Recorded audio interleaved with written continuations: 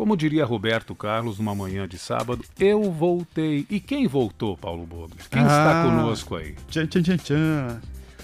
Só falta um remanescente dessa turma, Sim. que é o professor Afonso. Sim. Mais um que teve férias de 3 meses. Férias prolongadas, né? Tem um pessoal aí que faz férias em dobro, né? Em triplo, etc. Mas quem está aqui conosco, Moacir, é o Cláudio Siqueira, é designer, estudante de antropologia, produtor cultural, e que nos brinda aí com seu quadro Bipop, trazendo reflexões, pitacos, opiniões e também contextualizações sobre os mais diferentes temas da cultura, não só da nossa cultura brasileira, mas também da América Latina.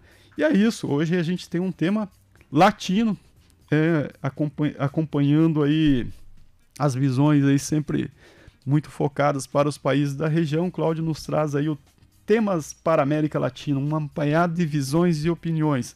Bom dia, Cláudio, seja bem-vindo de volta ao programa. O quadro é seu, o microfone é seu, fique à vontade. Bom dia, Paulo, bom dia, Moacir, bom dia, ouvinte. Depois do início do ano, que é após o Carnaval, isso é uma brincadeira que é uma verdade, o Brasil funciona muito bem, mas tem que ser depois do Carnaval. Colocar agora a performance, a estética e a mente em ordem, né? 3 meses, assim, 3 ou 2, não estou lembrado, até esqueci. São meses. Mas a gente voltar uma outra pessoa.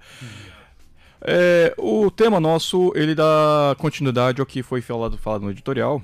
Então, contextualizando, o que a gente quer fazer aqui é não apenas um apanhado, mas uma retrospectiva do conteúdo do que temos falado desde sempre, que é a identidade e a pertinência do cidadão latino-americano e brasileiro. A questão da pertinência e da identidade, ela é debatida desde a origem do que a gente pode chamar de civilização.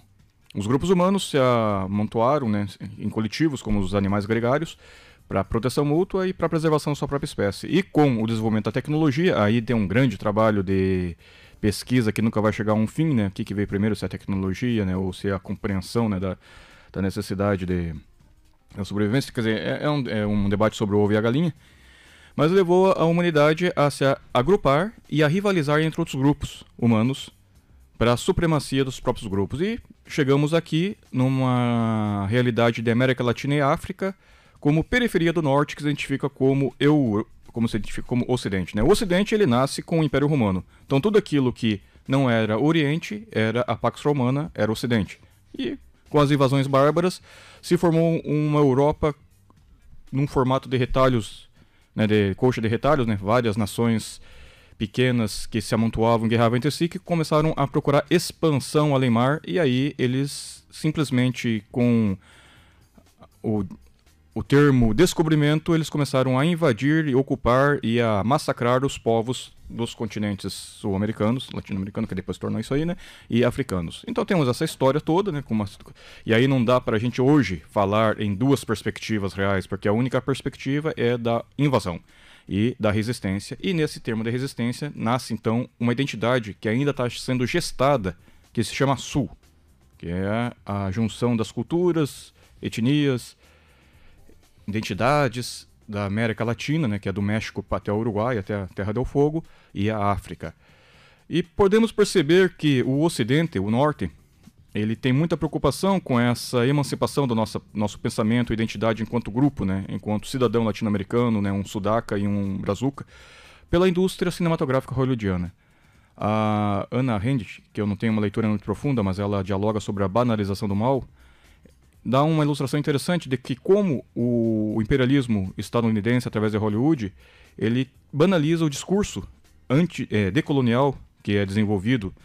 Isso é uma forma até intuitiva, né? Se a gente vê o Morro e vê as periferias brasileiras, eles buscam, sim, cada vez mais uma autonomia e uma identidade. Vejamos o Carnaval, já está fazendo um enfrentamento à resistência a doutrina colonizadora e impositiva branca, né, de um suposto cristianismo, sendo que a própria periferia tem seus próprios cristianismos e seus próprios cultos, aos seus deuses e as suas tradições, aos seus caboclos e tudo mais. Mas assim, voltando àquele termo, né, voltando, né, ao tema, o cinema dos Estados Unidos, ele justamente está fazendo isso hoje, banalizando essa ânsia decolonial do Sul.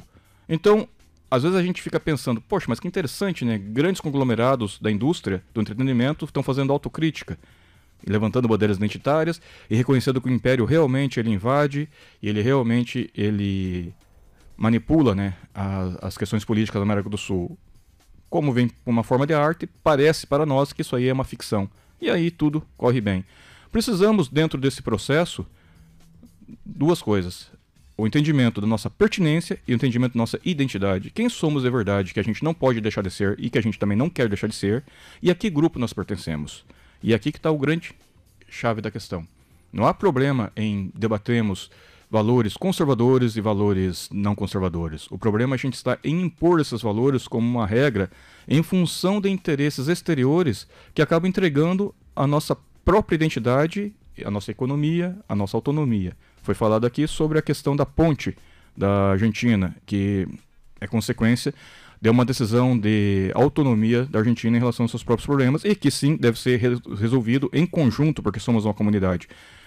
E aí temos um tema interessante, né? Eles estão certos, estão errados, como tudo na vida é assim.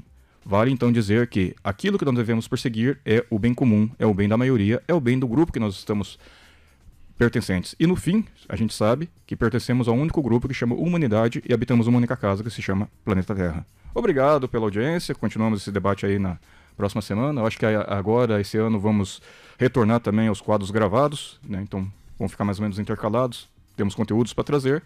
E contamos, então, com a audiência de todos e todas aqui. Bom Legal, dia. Cláudio, obrigado aí pela sua participação, sempre trazendo luz para esse debate tão necessário, né? Que é a questão da identidade, quem somos, né? Nós como comunidades, né? Dentro desse recorte latino-americano, mas sobretudo quem somos nós dentro desse arco aí maior aí chamado humanidade. Marco Zero, onde tudo começa.